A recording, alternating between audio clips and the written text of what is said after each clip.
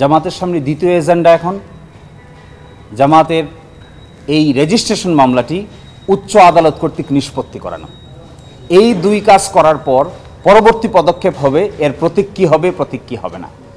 যেহেতু রেজিস্ট্রেশন মামলার আগে তার প্রতিজ্ঞা ছিল আপিল বিভাগ যদি পজিটিভভাবে এই মামলা নিষ্পত্তি করেন তাহলে অতীতের প্রতীকেই তারা ফিরে পাবে, এটিই আইনগত বিধান হবে। যখন ফুল কোর্ট, সুপ্রিম কোর্টের ফুল কোর্ট একটি প্রশাসনিক বডি, এটি কোনো বিচারিক কার্যকারণের ক্ষমতা তাদের নেই। আর বাংলাদেশের হাইকোর্ট বিভাগ কিংবা আপিল বিভাগ এটি একটি বিচারিক কার্যকারণের ক্ষমতা তাদের আছে। কোনো প্রশাসনিক সিদ্ধান্ত নিশ্চয়ই কোনো বিচারিক সিদ্ধান্তের উপরে প্রাধান্য পাবে না। আপনারা নিশ্চয়ই জানেন যে 1 তারিখে 1 আগস্টে তড়িঘড়ি করে বাংলাদেশ জামায়াত ইসলামীকে এবং ইসলামী ছাত্র শিবির সহ তার অঙ্গ সংগঠনগুলোকে নিষিদ্ধ ঘোষণা করে একটি প্রজ্ঞাপন জারি করা হয়। তার 4 দিন পরে তৎকালীন ফ্যাসিবাদী সরকারের পতন হয়, নতুন সার্কামস্টেন্সেস হয়।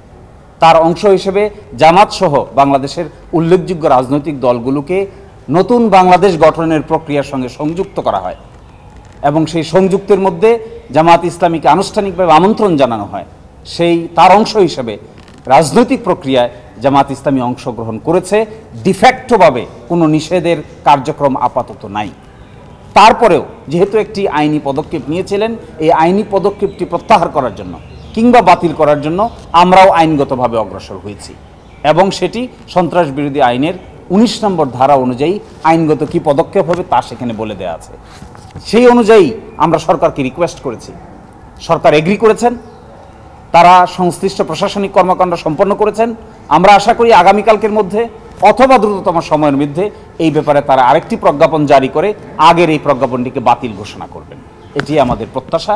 এবং এই মর্মে প্রশাসনিক কার্যক্রম সম্পন্ন হয়েছে মর্মে আমাদের কাছে বিশ্বাসযোগ্য তথ্য রয়েছে। Thank you.